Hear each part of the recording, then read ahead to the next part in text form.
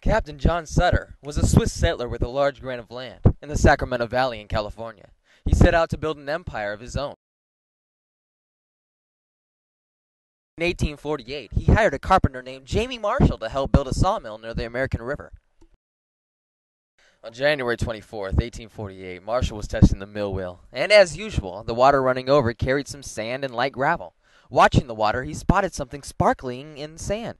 When he started picking through it, he found some small, odd-shaped beads of yellow metal.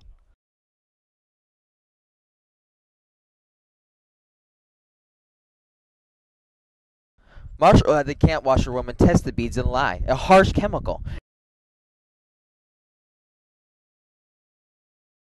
And when they didn't react, he knew that he had found gold.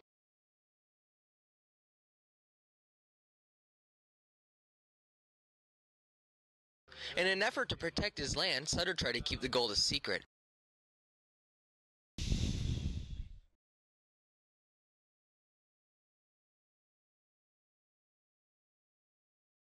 Two weeks later, however, a San Francisco newspaper owner named Sam Brannan spread the word. Gold! Within days, the village was almost a ghost town. Shopkeepers, Blacksmiths, and others had left to find gold. As the news spread, several thousand men from the West came to the Sierra Nevada that year. Many businessmen gave up their jobs. University students left their classes. Soldiers left their posts. Some men took families along, but most went alone. At the start of the gold rush, no laws existed about rights to land on which gold was discovered. The camps made their own rules. Usually a man could claim only as much land along the river as he could dig. Sometimes that would mean no more than 100 square feet. To stake a claim, a prospector pounded wooden stakes into the ground to mark his area. If the claim turned out to have no gold, he would just pull up stakes and move on. In time, there were too many prospectors for the amount of land that might have gold. Soon, newcomers had to buy claims to trick people into buying land that had no gold. Some settlers planted gold on or salted their claim.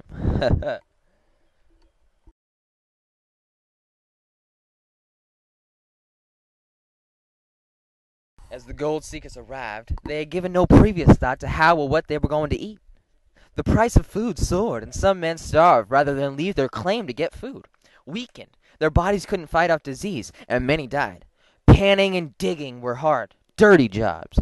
Discouragement set in easily, and some fell prey to cooks. As the amount of available gold began to dwindle, miners increasingly fought one another for profits. Others got sick and died, and many diseases were widespread in the makeshift camps. Sickness was not only cause of death in the camps. Violence increased, beatings, and even murders became commonplace. Many newcomers only lasted a few weeks. Those who had no running water on their claim used pickaxes and shovels to dig into the hillsides, looking for gold. I've been working on the railroad all the livelong day. Shut up, Joey.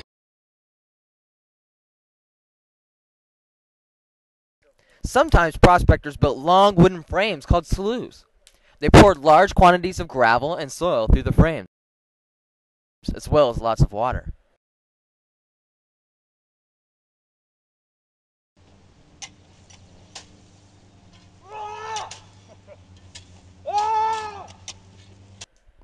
Of the 100,000 people who actually went digging for gold, not many found it. And when they did, even fewer managed to hang on to it. But still, some were lucky. By 1860, more than 500 million in gold, worth about 10 billion today, had been mined. The effects of gold rush were not always good, especially for the Native Americans. Between 1845 and 1870, the number of Indians in California dropped from 150,000 to fewer than 30,000. Perhaps 90% of them had already died of diseases brought by the Spanish.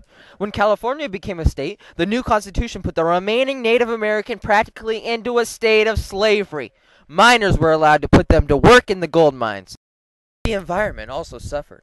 The rivers were polluted and the land was churned up, killing all living things. In many places, the devastation caused by the gold rush can still be seen. To this day, Californians are reminded of their gold rush heritage. After all, California is known as the Golden State. The state flower is the golden puppy, and the motto is Eureka, meaning I have found it.